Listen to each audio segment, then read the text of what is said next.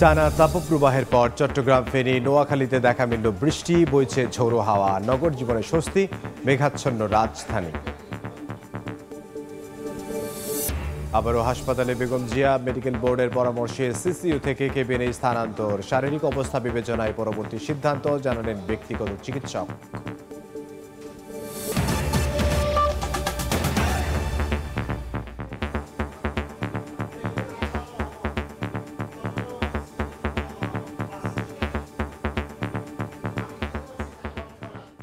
সময় সংবাদের সঙ্গে আছে আমি ইমদাদুল হক। দীর্ঘ তাপপ্রবাহের পর অবশেষে স্বস্তি নিয়ে এসেছে বৃষ্টি। সকাল থেকেই চট্টগ্রাম বিভাগের বিভিন্ন জেলায় আকাশ ছিল মেঘে ঢাকা। ৯টার কিছু আগে নোয়াখালী, ফেনী ও রাঙ্গামাটিতে থেমে থেমে বৃষ্টি হয়, তবে তা মাত্র কয়েক মিনিট স্থায়ী হয়। তীব্র এই খরতাপের পর কিছুটা হলেও স্বস্তি অনুভব করেন সাধারণ মানুষ। পূর্বাভাসে আবহাওয়া অধিদপ্তর জানিয়েছে, আজ সারাদিনই দমকা হাওয়া সহ বৃষ্টি বা বজ্রসহ বৃষ্টি হতে পারে।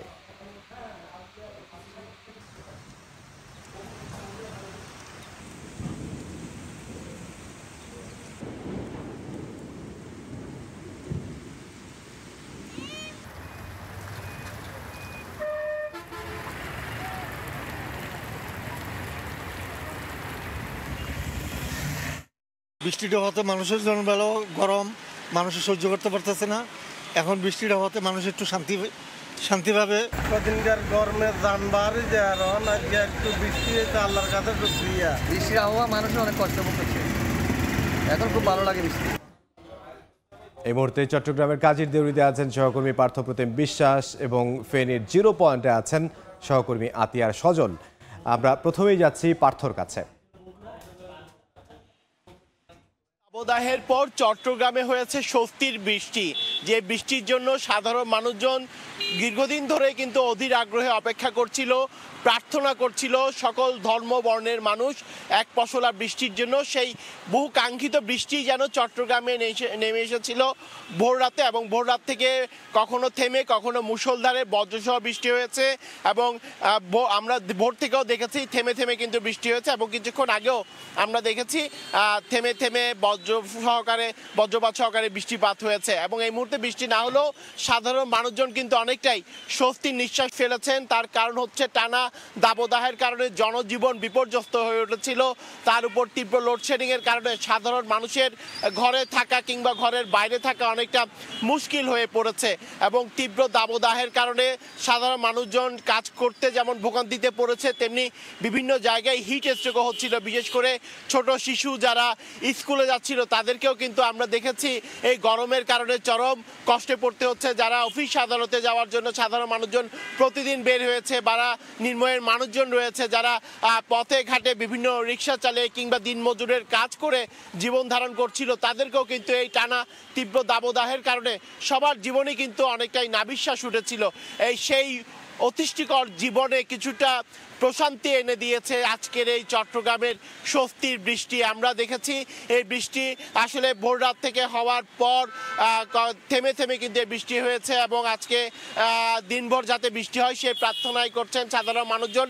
আমরা কয়েকজন চাকরিজীবীর সাথে কথা বলেছিলাম, আমরা কয়েকজন রিক্সা চালকের সাথে কথা বলেছিলাম। তারা বলেছেন তারা প্রার্থনা করছিলেন যাতে বৃষ্টি হয়, কারণ এই তীব্র গরমের মধ্যে গাড়ি চালানো কিংবা অফিস কিংবা বিভিন্ন কাজে যাওয়া অনেকটাই কষ্টকর হয়ে পড়েছিল। সেই কষ্ট থেকে উদ্ধার পাওয়ার জন্য সৃষ্টিকর্তার কাছে তারা বারবার প্রার্থনা করেছেন যাতে চট্টগ্রামে বৃষ্টি হয়, এবং সেই প্রার্থনার কথা শুনেই চট্টগ্রামে হয়তো এক পশলা বৃষ্টি হয়েছে, যে বৃষ্টির কারণে সাধারণ মানুষের মধ্যে স্বস্তি ফিরে এসেছেন। এবং যাতে টানা বৃষ্টি হয়, যে তীব্র গরমের তীব্রতা, সেই তীব্রতা যাতে কমে আসে সেই কথাই যেন বলছেন সাধারণ মানুষজন। এবং আমরা দেখেছি চট্টগ্রামে ভোর রাত থেকে শুরু হয়ে বৃষ্টি শুরু হয়ে কিন্তু আসলে ভোর 6টা থেকে আবার বৃষ্টি শুরু হয়েছে, এরপর 9টায় বৃষ্টি শুরু হয়েছে, এবং এই মুহূর্তে বৃষ্টি থেমে গেলেও সাধারণ মানুষ অনেক খুশি। তার কারণ হচ্ছে দীর্ঘদিনের যে প্রার্থনা, সেই প্রার্থনার ফলেই আসলে চট্টগ্রামে এই পশলা বৃষ্টি হয়েছে, এবং এই বৃষ্টি যাতে অব্যাহত থাকেন সেই আশাই ব্যক্ত করেছে সাধারণ মানুষজন। তো এই ছিল আমার কাছে এখনো পর্যন্ত চট্টগ্রামের বৃষ্টির খবর। আমরা যাচ্ছি ফেনীতে, সেখানে আছেন আমাদের আরেক সহকর্মী আতিয়া সজল।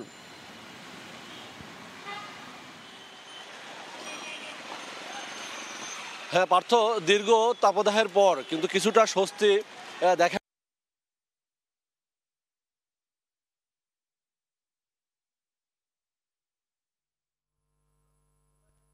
জেলার বিভিন্ন স্থানে, এবং সেই বৃষ্টিপাত কিন্তু কিছুক্ষণ পরে বেশিক্ষণ স্থায়ী ছিল না। এই মুহূর্তে যদি বলি আপনাকে, এই মুহূর্তে কিন্তু সেই বৃষ্টিটি হচ্ছে। এবং আপনাকে যদি বলি যে দেখতে পাচ্ছেন আমরা রয়েছি শহরের 0 পয়েন্ট এলাকায়, এখানে কিন্তু এই মুহূর্তে গুড়ি গুড়ি বৃষ্টি হচ্ছে। এবং এর আগে সকালে যদি বলি, যখন বজ্রসহ বৃষ্টি হয়েছিল, প্রায় 8-10 মিনিটের একটি বৃষ্টি মানুষের মধ্যে কিছুটা স্বস্তি এনে দিয়েছিল। যদিও আবহাওয়া অফিস বলছে আজ সারাদিন থেমে থেমে বৃষ্টি অথবা বজ্রসহ বৃষ্টি হওয়ার সম্ভাবনা রয়েছে। এবং এই যে দীর্ঘ প্রতীক্ষার পরে এই যে বৃষ্টি, সেই বৃষ্টি মানুষের মধ্যে অনেকটা স্বস্তি নিয়ে এসেছে। এবং সেই স্বস্তির বৃষ্টিতে মানুষ প্রত্যাশা করছে যে এই বৃষ্টি যদি আরো কিছুক্ষণ স্থায়ী হয়, হয়তো দীর্ঘ যে তাপদাহের যে যন্ত্রণায় ভুগছিল পুরো দেশ, তার ব্যতিক্রম ছিল না ফেনীতেও। ঠিক তেমনি কিন্তু এই বৃষ্টিপাতের মধ্য দিয়ে কিন্তু মানুষ কিছুটা স্বস্তি খুঁজে পেয়েছে। এবং আমরা দেখতে পাচ্ছি যে সকালের বৃষ্টির কারণে কিন্তু আমরা যে মানুষজন যখন বের হয়েছে বিভিন্ন কাজে ও অফিস আদালতে, তখন কিন্তু আমরা দেখেছি তারা কিছুটা প্রস্তুতি নিয়ে বের হয়েছে, কেউ সাথে ছাতা নিয়ে বের হয়েছে। এবং আমরা দেখেছি যে স্কুল কলেজে গামী যারা ছাত্রছাত্রী রয়েছে, তারাও কিন্তু সকালে আমরা দেখেছি যে তারা ছাতা সাথে নিয়ে বের হয়েছে। এবং আমরা অনেকের সাথে কথা বলেছি যে এই বৃষ্টিপাতে মানুষের মধ্যে কিন্তু অনেকটা স্বস্তিটা কিন্তু চলছে। কিন্তু এই মুহূর্তে তাপমাত্রা আমরা কিছুক্ষণ আগে দেখেছি যে প্রায় 30 ডিগ্রি সেলসিয়াস বিরাজ করেছিল।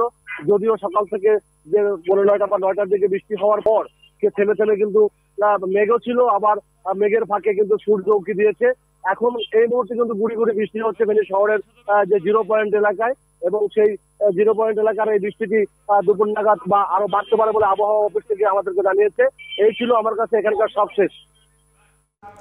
ফেনী থেকে আতিয়া সজল এবং এর আগে চট্টগ্রাম থেকে পার্থপ্রতিম বিশ্বাস জানাচ্ছিলেন বৃষ্টির খবর। এদিকে রাজধানীর আকাশেও মেঘের ঘন ঘটা, ঢাকায় আজ বৃষ্টি হতে পারে বলে জানিয়েছে আবহাওয়া অফিস। বিস্তারিত জানবো এই মুহূর্তে রাজধানীর আগারগাঁওয়ে আছেন সহকর্মী আল আমিন তুষার, সরাসরি চলে যাব তার কাছে। সেই যে বৈশাখের দ্বিতীয় দিন একটুখানি বৃষ্টি হয়েছিল বিকেলে, তারপর কিন্তু আজই এই যে তীব্র গরম, তারপর থেকে কিন্তু আজই আকাশে কিছুটা হলেও মেঘ দেখা শুরু হয়ে গেছে।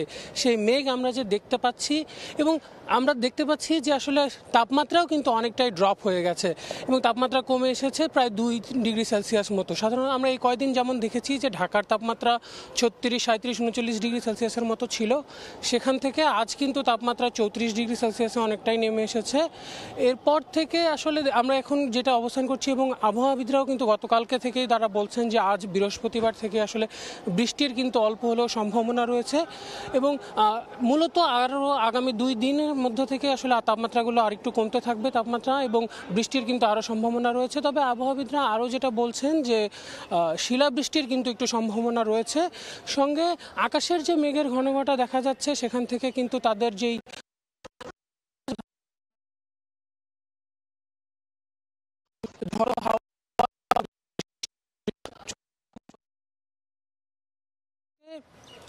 সেই জায়গা থেকে আসলে খুব দ্রুত সময়ের মধ্যেই যে আসলে বৃষ্টির একটা খবর আমরা পাচ্ছি, সেই জায়গা থেকে অল্প হলেও স্বস্তি কিন্তু মানুষের মধ্যে রয়েছে।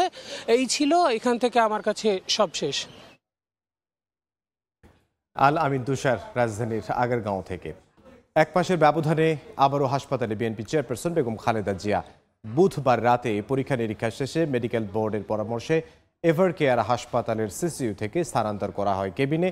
বেগম জিয়ার শারীরিক অবস্থা পর্যবেক্ষণ করে আবারও দেশের বাইরে চিকিৎসার কথা জানান চিকিৎসকরা। বুধবার সন্ধ্যা 6টায় নিয়মিত স্বাস্থ্য পরীক্ষার জন্য বিএনপি চেয়ারপারসন বেগম খালেদা জিয়াকে গুলশানের বাসভবন থেকে বের করা হয়। রাজধানীর এভার কেয়ার হাসপাতালে পৌঁছান সন্ধ্যা 7টায়। রাত 9:30টায় জানানো হয় মেডিকেল বোর্ডের পরামর্শে বেগম জিয়াকে ভর্তি করা হয়েছে ক্রিটিক্যাল কেয়ার ইউনিট সিসিইউতে। এরপর বসে তার চিকিৎসায় গঠিত মেডিকেল টিমের সভা শেষে রাত 12:30টার দিকে গণমাধ্যমে কথা বলেন তার ব্যক্তিগত চিকিৎসক AZM জাহিদ হোসেন। জানান, রাতে যাবতীয় পরীক্ষা নিরীক্ষা শেষে বোর্ড সভার সিদ্ধান্ত অনুযায়ী বেগম জিয়াকে কেবিনে স্থানান্তর করা হয়। চিকিৎসকরা উনি আসার পর ওনার বেশ কিছু পরীক্ষা নিরীক্ষা ইতিমধ্যেই হয়েছে, আর কিছু পরীক্ষা বাকি আছে। সেগুলো হবে। সেজন্যই মেডিকেল বোর্ডের সভাও হয়েছে এবং ম্যাডামের শারীরিক অবস্থা পর্যালোচনা করে চিকিৎসকরা অভিমত দিয়েছে যে আজকে অবজারভেশনের জন্য। খালেদা জিয়া দেশি বিদেশি চিকিৎসকদের পর্যবেক্ষণে আছেন জানিয়ে এই চিকিৎসক আরও বলেন, স্থায়ী চিকিৎসার অংশ হিসেবে লিভার ট্রান্সপ্লান্ট করতে দ্রুতই দেশের বাইরে নেয়ার প্রয়োজন বিএনপি চেয়ারপারসনকে। ক্রনিক লিভার ডিজিজের মারাত্মক জটিলতায় দেশনেত্রী বেগম খালেদা জিয়া রয়েছেন। ওনার যে স্থায়ী চিকিৎসা, যেটি করলে উনি হয়তো দীর্ঘ সময় ভালো থাকতেন, দীর্ঘ সময় কর্মক্ষম থাকতে পারেন, দীর্ঘ সময় সুস্থ থাকতে পারেন, সেই চিকিৎসা করার জন্য আজকেও চিকিৎসকরা বলেছেন যত দ্রুত সম্ভব ওনাকে দেশের বাইরে লিভার রিপ্লেসমেন্ট, লিভার ট্রান্সপ্লান্টেশন অথবা আর্টিফিশিয়াল লিভার রিপ্লেসমেন্টের যে ব্যবস্থা। সবশেষ গত ৩০ মার্চ রাতে হাসপাতালে ভর্তি হন বেগম জিয়া। সিসিইউতে রেখে তার স্বাস্থ্য পরীক্ষা করেন চিকিৎসকরা। চিকিৎসা শেষে বাসায় ফেরেন ২ এপ্রিল। গত বছরের ৯ আগস্ট খালেদা জিয়াকে হাসপাতালে ভর্তি করা হয়। তখন ৫ মাসের বেশি সময় চিকিৎসা শেষে চলতি বছরের ১১ জানুয়ারি বাসায় ফেরেন তিনি। ৭৯ বছর বয়সী খালেদা জিয়া আর্থ্রাইটিস, হৃদরোগ, ফুসফুস, লিভার, কিডনি ও ডায়াবেটিস সহ নানা জটিলতায় ভুগছেন। মনির হোসেন, সময় সংবাদ, ঢাকা। থাইল্যান্ডে ৬ দিনের রাষ্ট্রীয় সফর নিয়ে আজ সংবাদ সম্মেলনে আসছেন প্রধানমন্ত্রী শেখ হাসিনা। গণভবনে সংবাদ সম্মেলনটি অনুষ্ঠিত হবে। প্রধানমন্ত্রীর প্রেস উইং জানিয়েছে, সম্প্রতি ২৪ থেকে ২৯ এপ্রিল পর্যন্ত থাই প্রধানমন্ত্রী শ্রেথা থাভিসিনের আমন্ত্রণে দেশটিতে দ্বিপাক্ষিক সফর করেছেন সরকার প্রধান শেখ হাসিনা। ওই সফরে দুদেশের মধ্যে দ্বিপাক্ষিক ৫টি কূটনৈতিক দলিল সই হয়েছে। সেসব বিষয়ের বিস্তারিত জাতিকে সংবাদ সম্মেলনের মাধ্যমে আনুষ্ঠানিকভাবে অবহিত করবেন সরকার প্রধান। বেলা 11:30টায় এই সংবাদ সম্মেলনটি শুরু হওয়ার কথা রয়েছে। দেশের গণমাধ্যম কর্মীদের সরাসরি প্রশ্নে দেশি বিদেশি বিভিন্ন ইস্যুতে কথা বলতে পারেন প্রধানমন্ত্রী শেখ হাসিনা। উপজেলা নির্বাচন এগিয়ে আসার সঙ্গে সঙ্গে খুলনা অঞ্চলের বিভিন্ন স্থানে দৃশ্যমান হচ্ছে ক্ষমতাসীন আওয়ামী লীগের অভ্যন্তরীণ দ্বন্দ্ব। বিভাগে প্রথম ও দ্বিতীয় ধাপের নির্বাচনে ১০ জেলার ৪৩ উপজেলায় ১৭৩ জন চেয়ারম্যান প্রার্থীর মধ্যে ১৫২ জনই আওয়ামী লীগের। এতে তেমন নেতিবাচক প্রভাব পড়বে না বলে জানান কেন্দ্রীয় নেতারা। তানজিম আহমেদ জানাচ্ছেন বিস্তারিত। দিনক্ষণ এগিয়ে আসছে আসন্ন উপজেলা পরিষদ নির্বাচনে খুলনা বিভাগের বিভিন্ন স্থানে মুখোমুখি অবস্থানে ক্ষমতাসীন আওয়ামী লীগের নেতাকর্মীরা। প্রতিটি উপজেলায় স্থানীয় একাধিক নেতা প্রার্থী হওয়ায় ঘটছে সংঘর্ষ, হামলাও, হুমকি ধামকি দিয়ে প্রভাব বিস্তারের চেষ্টাও করছেন অনেকে। ফলে বিভক্তি ছড়িয়ে পড়েছে তৃণমূলে। চলছে একে অপরকে কোণঠাসা করার চেষ্টা। বিভিন্ন স্থানে স্থানীয় সংসদ সদস্য বা শীর্ষ নেতারা পছন্দের প্রার্থীর প্রতি প্রকাশ্যে বা মৌন সমর্থন দিচ্ছেন।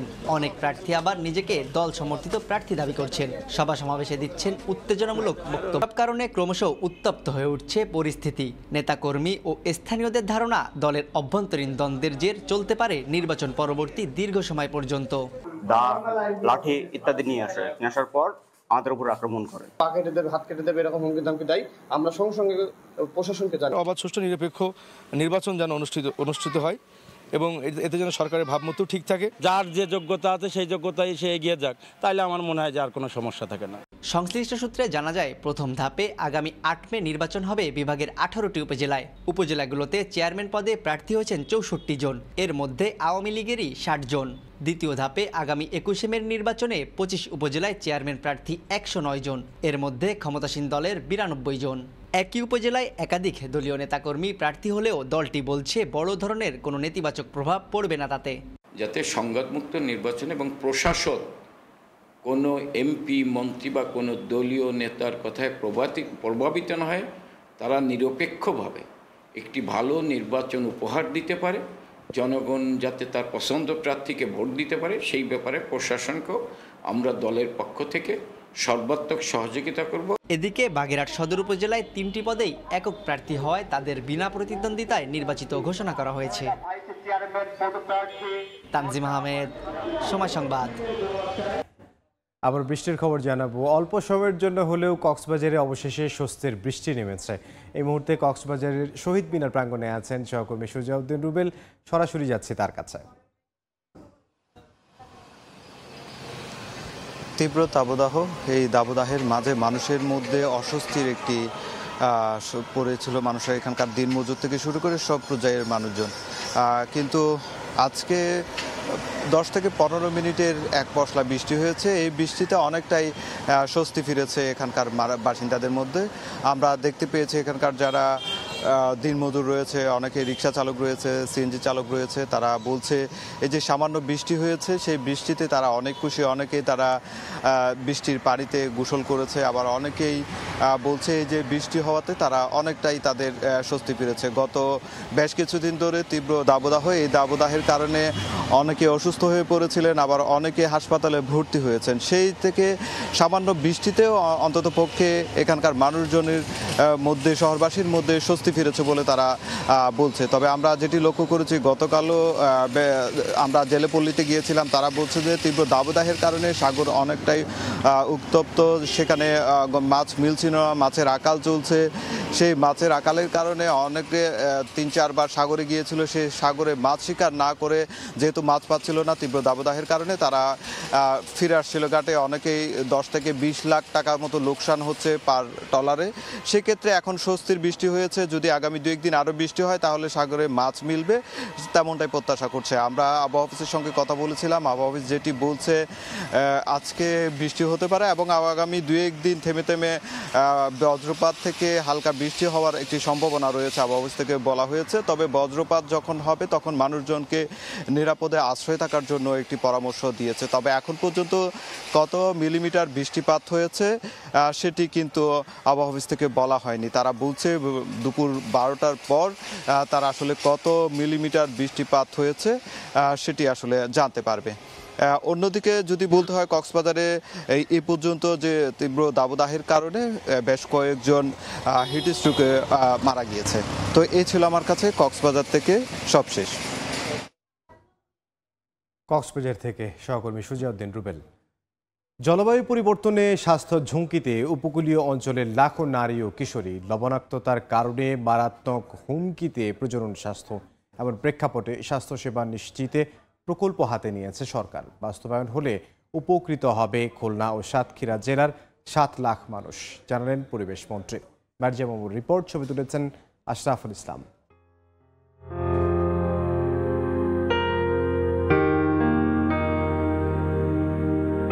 বেঁচে থাকার এই যুদ্ধ উপকূলের নারীদের। বন্যা, ঝড়, জলোচ্ছ্বাস, লবণাক্ততা, শত প্রতিকূলতার চক্রে বন্দী লাখো জীবন।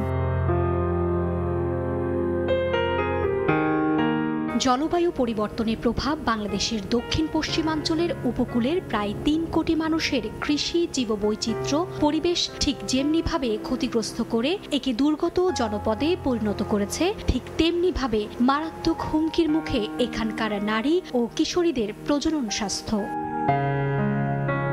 অল্প বয়সেই প্রজনন ক্ষমতা হারানো, গর্ভপাত, উচ্চ রক্তচাপ, গর্ভকালীন খিঁচুনি আর অপরিণত শিশু জন্ম আশঙ্কাজনকভাবে বেড়ে যাওয়া উপকূলের চরম বাস্তবতা।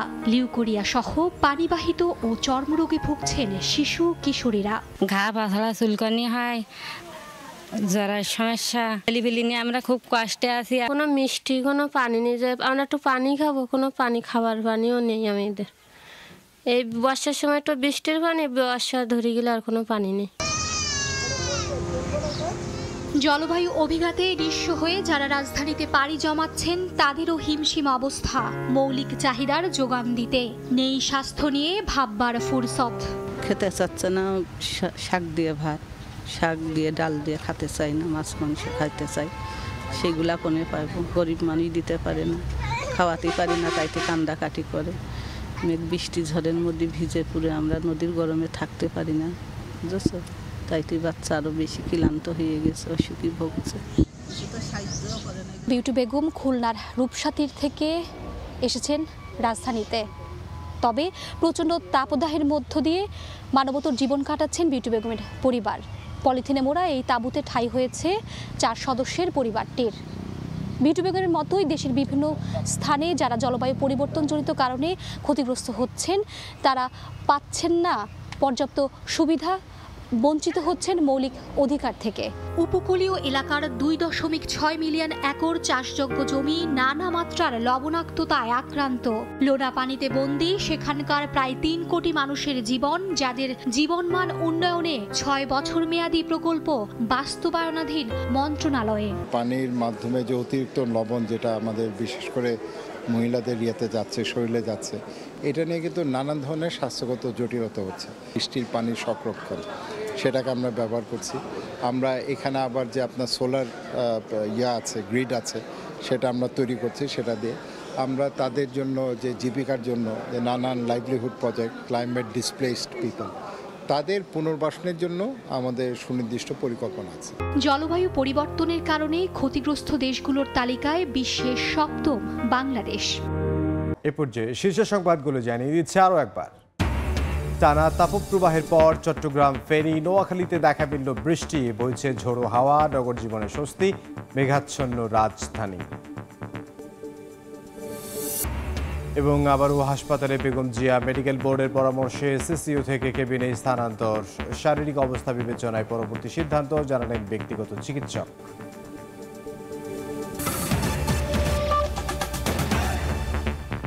এই ছিল সময় সংবাদে। এ সময়ের বাণিজ্য নিয়ে ফিরছি কিছুক্ষণ পর, সঙ্গে থাকুন সময়ের।